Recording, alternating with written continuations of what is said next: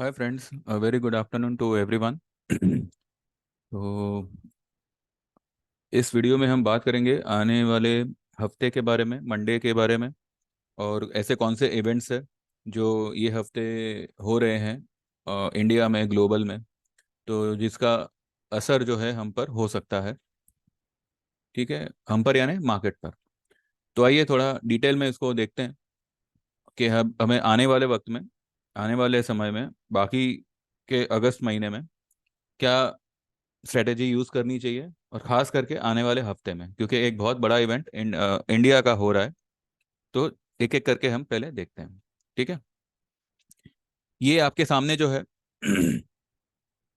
Monday से जो date है वो मंडे से है, मंडे से लेके अगले फ्राइडे तक का पूरा डिटेल है। वर्ल्ड वाइड कौन से इवेंट्स आ रहे हैं। तो मंडे को तो कनाडा मार्केट इज क्लोज, जिसका हमें कोई मतलब नहीं है। मंडे को कोई खास इवेंट नहीं है। ट्यूसडे ट्यूसडे देखते हैं। ट्यूसडे में जो है trade balance, export import report, then wholesale inventory, ये सब यूएस में आएगा। ठीक है, Wednesday South Africa and Singapore is close, हमें कोई मतलब नहीं है उससे। उसके बाद में थर्सडे,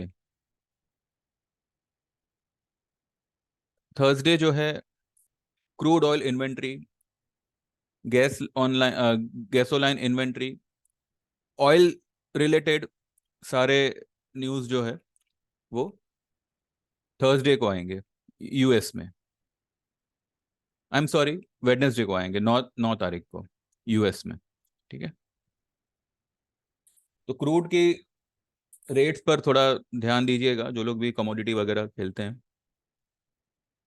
उसके बाद में थर्सडे, थर्सडे हमारे यहाँ पे एक बहुत बड़ा इवेंट है, और वो है इंटरेस्ट रेट डिसीजन, यानी कि आरबीआई पॉलिसी। आरबीआई पॉलिसी क्या एक्सपेक्टेड है क्या नहीं, वो थर्सडे को ये लोग डिक्लेयर करेंगे।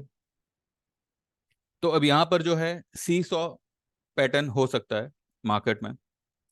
कैसे, वो मैं आपको बताता हूँ। ठीक है, थर्सडे को फिलहाल जो है हमने देखा कि आरबीआई पॉलिसी है, और उसके बाद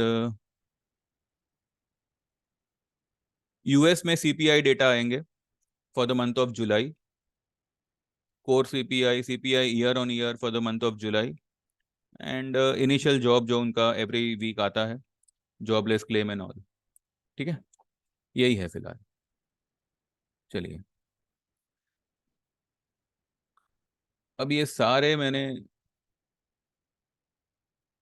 एक मिनट हटा देता हूँ, और अब हम चलते हैं चार्ट पे। तो हमारे लिए तो एक बड़ा इवेंट आरबीआई पॉलिसी होगा, और क्रूड ऑयल का रिपोर्ट होगा, जिससे जो है हमारे ऑयल रिलेटेड कंपनीज जो है उसको फर्क पड़ेगा। फिलहाल हम निफ्टी में 15 minutes chart, daily chart, weekly chart, और एट लास्ट मंथली चार्ट को एनालाइज करते हैं। जो कि मंथली चार्ट इस वक्त तो एनालाइज करना थोड़ा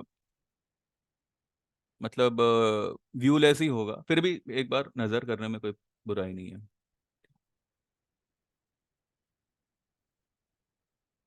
ये है फिलहाल निफ्टी का 15 मिनट का चार्ट, कल कल वाली डेट का। ठीक है, गैप अप तो ओपन हुआ है, उसके बाद में ये एक ही रिदम में चला है। आखिर का जो आधा घंटा है उसमें मार्केट ने यहाँ से रैली करी, और आखिर की 15 मिनट में आधी रैली को एनगल्फ कर लिया, मतलब जो बॉडी है उसे एनगल्फ कर लिया। ठीक है, और 517 की क्लोजिंग करी। जबकि ये वाली कैंडल की जो हाई है वो है 532 की, और ये वाली कैंडल ने 537 की हाई बनाकर 507 की लो बना दी। और ये वाले कैंडल की लो तो काफ़ी नीचे है, लेकिन जो ओपनिंग है वो 508 की, यानी कि जो बॉडी टू बॉडी यहाँ पे एनगल्फ हुआ है यहाँ पे, ये वाला आखिर के 15 मिनट की कैंडल में। ठीक है, अब मैंने कल जो है आपको वीडियो बनाकर ये बताया था कि पॉसिबिलिटी क्या है। पॉसिबिलिटी देखिए, पहली बात तो यहाँ पर अगर हम देखें तो जो गैप अप हुआ था, अगर आप क्लोज और ओपन देखो तो वो एक गैप है। लेकिन अगर आप हाई और लो देखो तो मेरे ख्याल से वो गैप फिल हो चुका है। फिर भी अगर इसको गैप फिल करना है तो जो इसकी क्लोजिंग थी 381, निफ्टी वहां तक एक बार जाने का कोशिश कर सकता है, पर ये कंफर्म नहीं है। क्यों? क्योंकि इसने क्लोजिंग ये ट्रेंड लाइन के ऊपर करी है। ये जो ट्रेंड लाइन है उसके ऊपर क्लोज करी है, which is a very bright signal कि अब मार्केट जो है अपनी करेक्शन खत्म करके वो और दो ग्रीन कैंडल बनाने के लिए रेडी है, बिकॉज ये पैटर्न यही दर्शाती है। अगर किसी रीजन से मानो मार्केट नीचे जाता है तो 50% रिट्रेसमेंट लेवल, ये और ये हाई और ये लो, इसका जो 50% रिट्रेसमेंट लेवल है वो है 318।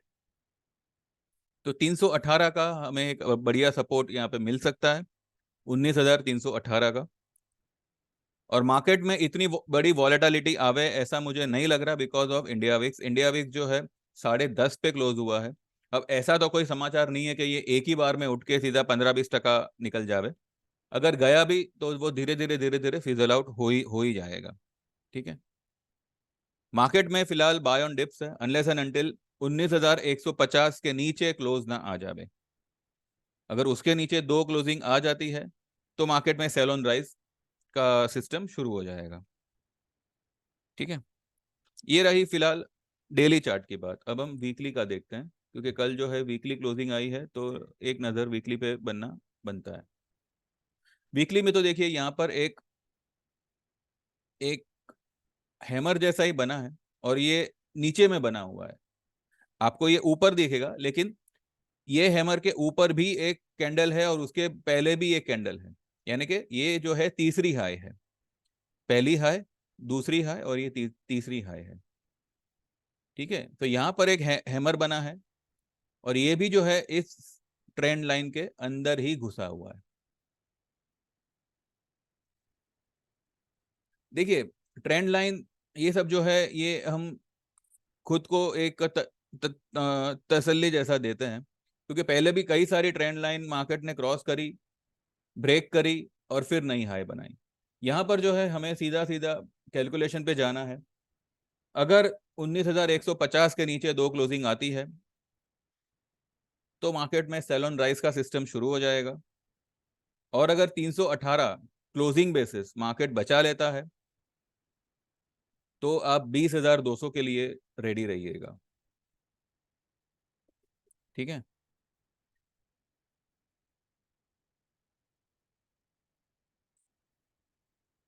और अगर हम मंथली चार्ट अगर देखते हैं,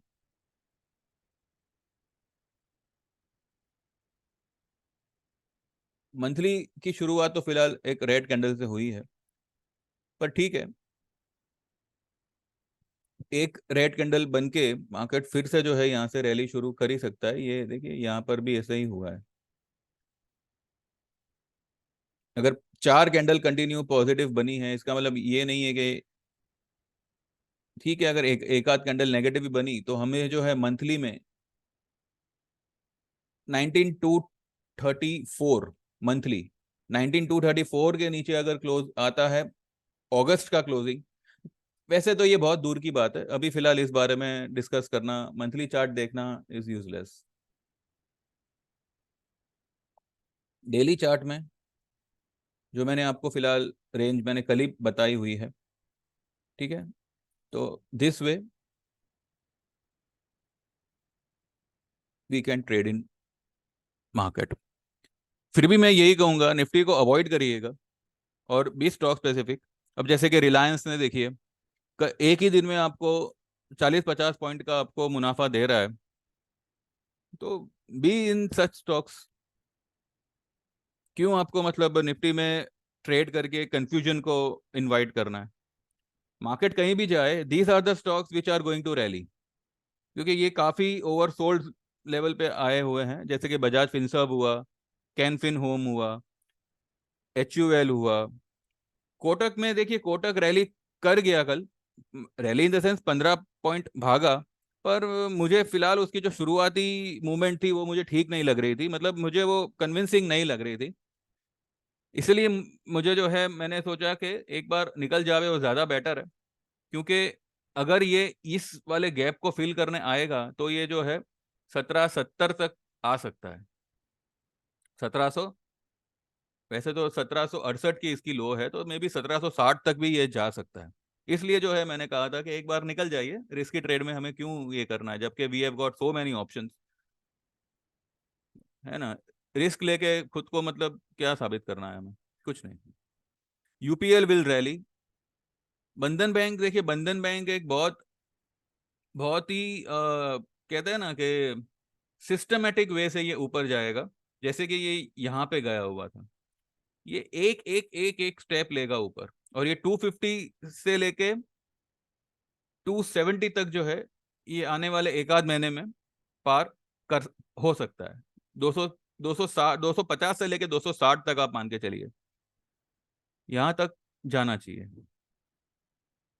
बंधन बैंक को अगर हम सपोर्ट के तौर पे देखें तो फिलहाल उसको अभी 225 का सपोर्ट मिलेगा। अगर वो टूटा तो 220, 219 का सपोर्ट मिलेगा, यानी कि 215 के नीचे ये स्टॉक नहीं जाएगा मोटा मोटा। तो जो लोग भी बंधन बैंक में लॉन्ग होना चाहते हैं, तो बंधन बैंक को आप डिप आए हुए तो आप बाय बाय करिएगा। एक, अगर स्टॉप लॉस डालना है तो 210 के नीचे की क्लोजिंग बेसिस स्टॉप लॉस डाल के बंधन बैंक में आप लॉन्ग रहिए। अगर आपको डिप मिले तो आप इसमें बाय करिए। ठीक है। दीपक नाइट्रेट, दीपक नाइट्रेट तो मैं और एनी टाइम आपको बाइंग ही कहूंगा। कल जो है मैंने प्रॉफिट बुक करने इसलिए कहा क्योंकि हो सकता है कि मंडे को अगर मार्केट थोड़ा बहुत डामाडोल रहा तो ये जो है ये 2005 2010 का लेवल एक बार फिर से छुएगा। तो जब आपको 40-50 पॉइंट का मुनाफा हो रहा है तो एक बार निकल के 20-30 पॉइंट नीचे आवे तो दोबारा एंट्री करिए। ये क्यों कोई एक ही बार में तो ये 2300 2400 नहीं नहीं चला जाएगा ना, वो भी रुक रुक के जाएगा। तो हम भी जो है रुक रुक के प्रॉफिट भी बुक करेंगे और पोजीशन भी बनाते रहेंगे। तो इसलिए जो है मैंने कल कहा था कि दीपक नाइट्रेट में जो लोग भी मतलब प्रॉफिट में बुक करना चाहे they can book it. SRF की भी यही कहानी है। एसआरएफ को अभी ये वाली लो एक स्ट्रॉन्ग सपोर्ट है। अब चाहिए तो 2200 मान के चलो, या 2180, 2190, 2180, ये एक स्ट्रॉन्ग सपोर्ट है एसआरएफ को। यहाँ से एसआरएफ अगर उछला तो ये मुझे लगता है कि मंडे को एक बड़ी रैली कर सकता है, जो शायद 2350 तक निकल जावे। Let's see. ये सारे स्टॉक्स आपको अगर डिप में मिले आप बाय करिए। ठीक है।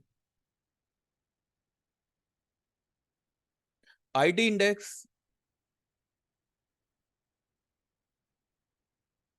आईटी इंडेक्स में देखिए एक अच्छा खासा यहाँ पे रन अप दिया हुआ है।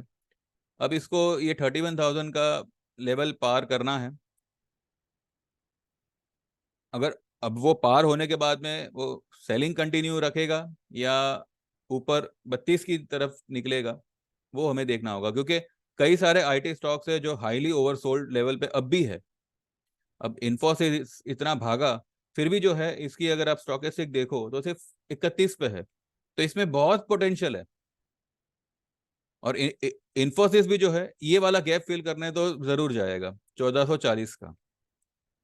ठीक है। अभी स्टॉक जो है आपको 1380 पे क्लोजिंग बता रहा है, 78 पे, 78 पे। ये 1440 तक निकलना चाहिए कि ये वाला गैप वो फिल करेगा। इन्फोसिस हुआ, टेक महिंद्रा हुआ, टेक महिंद्रा का भी आप देखिए स्टॉकेस्टिक कहाँ पर है, आरएसआई कहाँ पर है। तो ये सब में काफी पोटेंशियल है कि ये सारे स्टॉक जो है ऊपर बढ़ सकते हैं।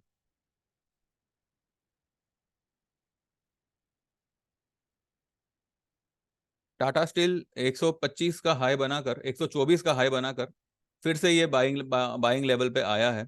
ये एक पर्टिकुलर रिदम में चल रहा है, एक ट्रेंड में चल रहा है। ठीक है। तो टाटा स्टील में जो लोग भी मतलब लेना चाहें, 117 116 के आसपास स्टॉक आता है, आप उसमें एंट्री ले सकते हैं।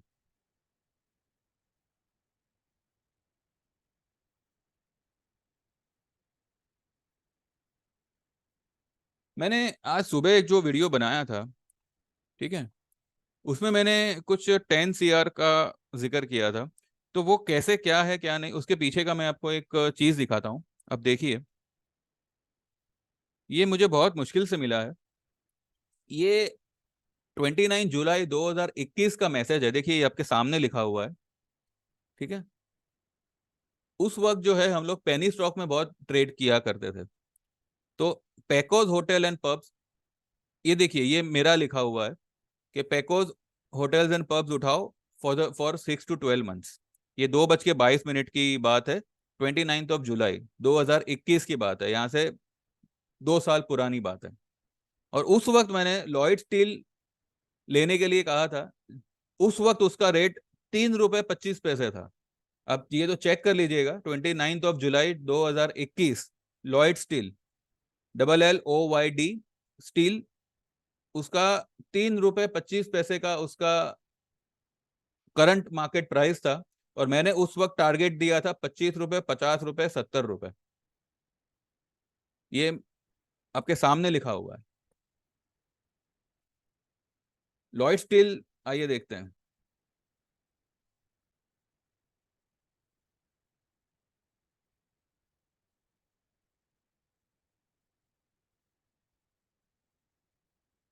देखिए, एक पेनी स्टॉक, 3 रुपए 25 पैसे वाला आइटम, 2 साल में आपको 55 रुपए कमा के दे रहा है। ये है लॉयड स्टील का कल वाला 4 अगस्त का क्लोजिंग, 55.62, 10% की अपर सर्किट पे, ठीक है। तो मैं जो हमेशा कहता हूं कि मैंने इतना टाइम मार्केट में निकाला, ये किया वो किया, तो कई लोगों के सवाल होंगे कि मैंने क्या कर लिया। तो देखिए, आपके सामने है, ये मैंने किया हुआ है, ठीक है। अब इससे ज्यादा तो मैं आपको मेरी एक्यूरेसी का प्रमाण नहीं दे सकता। अब ये आपके सामने ही है। आज जैसे तैसे मतलब मार्केट को मैं वही देख रहा था कि मेरे पुराने पुराने स्टॉक्स क्या कर रहे हैं। तो लॉयड स्टील मेरे ध्यान में आया कि अरे, ये स्टॉक मैंने बोला था। देखिए, हमने तो 3 रुपए 25 पैसे पे सजेस्ट किया था, 12.5 रुपए पे हम लोग ने वाइंड अप किया था। किसी ने रखा हो, नहीं नहीं रखा हो पता नहीं, पर उस वक्त मेरा ऐसा कहना कि 3 रुपए 25 पैसे की आइटम का भाव मैं 55 रुपए 70 रुपए बोल रहा हूँ, तो ऐसे ही तो हवा में तो मैंने किसी को टिप नहीं दी थी ना। पेकोज होटल देखते हैं। ये भी एक पेनी स्टॉक था। और ये मैंने क्यों दिया था, किस लिए दिया था पेकोज, कि उस वक्त जो है लॉकडाउन, जो दूसरा लॉकडाउन लगा था, ये 2020 की बात नहीं, 21 की बात है। तो 21 में जो दूसरा लॉकडाउन लगा था, उस वक्त भी जो है होटल्स वगैरह सब कुछ बंद किया हुआ था। वो 4 लोगों के ज्यादा जमा नहीं होना चाहिए, ये सब कानून लागू हुए थे। तो जैसे ही लॉकडाउन बंद होने की खबर आई थी, तो मुझे यही दिमाग में आया था कि सबसे पहले रेस्टोरेंट और होटल्स वगैरह ओपन होंगे। और अगर ऐसा होता है तो पैकोज हुआ और ये सब जो जो भी होटल स्टॉक्स है, वो सब भागेंगे। और उस वक्त पैकोज का रेट हुआ करता था कुछ 24 रुपए, 24 या 23 रुपए के आसपास उसका रेट चल रहा था। और आज पैकोज ने जो है 94 रुपीज का, ये आज मतलब ये 25 जुलाई तक का यहाँ पे आपको डेटा आ रहा है।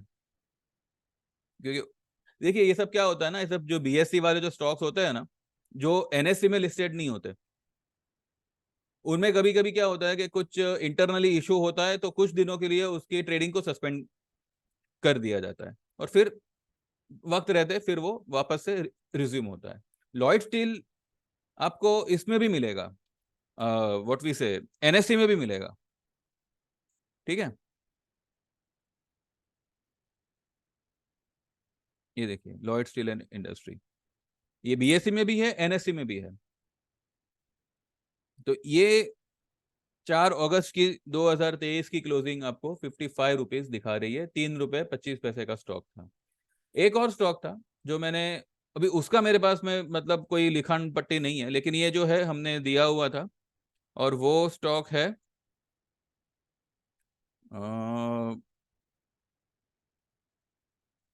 1 सेक,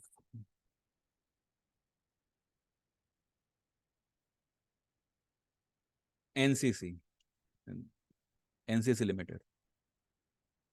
एनसीसी लिमिटेड, ये स्टॉक गिरकर 15 रुपए का हुआ था, और हमने जो है 24 रुपए में इसको बाय करने का, जैसे वो 15 रुपए गिरकर ऊपर जाने लगा था, तब 24 से 25 रुपए में हमने कहा था कि आप ये स्टॉक को बाय करो, इसका मिनिमम टारगेट आपको 100 रुपए का मिलेगा। बड़े सारे उस वक्त हमारे क्लाइंट हुआ करते थे जिन्होंने एनसीसी में अच्छा खासा इन्वेस्ट किया। कोई 70 रुपए में निकल गया, कोई 80 में निकल गया। हमने 100 रुपए का टारगेट दिया था। ये स्टॉक आज 155 रुपए पे ट्रेड कर रहा है। 160 रुपए का इसने हाई बनाया हुआ है, और 155 रुपए पे ट्रेड कर रहा है।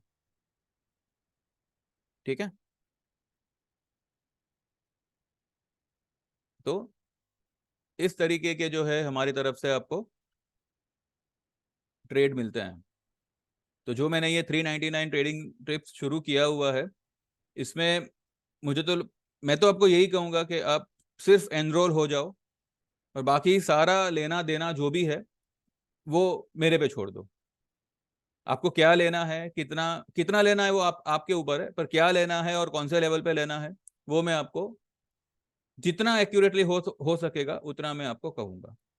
और हम सिर्फ और सिर्फ डिलीवरी बेस में ज्यादा काम करेंगे। अगर कोई एफएनओ कॉल हुआ, कोई ऑप्शन कॉल हुआ, तो वो मैं आपको बताकर ही कहूंगा कि भाई ये ऑप्शन है, 50-50 चांसेस इसमें हो सकते हैं। डिलीवरी में 100% चांस आपके प्रॉफिट का ही होगा। ठीक है, तो don't waste your time. And मेरा मोबाइल नंबर आपको पता ही है, मैं ऑलरेडी मेंशन कर ही चुका हूँ, सब्सक्रिप्शन में भी मैंने लिखा हुआ है, डिस्क्रिप्शन में, I am sorry. It's 9082503553। WhatsApp me and get enrol for 399 trading tips. आपसे 399 लेकर आपको जो बेनिफिट मिलेगा, that is going to be much much bigger than what you are paying me right now. ठीक है, 8 to 12% आपको हर डिलीवरी कॉल पे टारगेट आता है, लेकिन ये टारगेट भी जो है हमें सिस्टमेटिकली बुक करना होगा।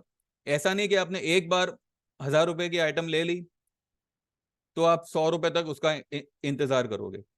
अगर 1000 रुपए वाला 20-25 रुपए होता है, आप एक बार बुक करो, फिर से वो 1010, 1012-15 पे आता है, फिर से उसमें एंट्री करो। ऐसे करते करते करते आपका जो है वो लेवल भी अचीव होगा, और आपका प्रॉफिट बुक होता जाएगा, पोजीशन बनती जाएगी, फिर प्रॉफिट बुक होगा, फिर पोजीशन बनेगी। ठीक है, तो वो मैं आपको मेरे हिसाब से कराऊंगा। तो just get enrol and enjoy the benefits.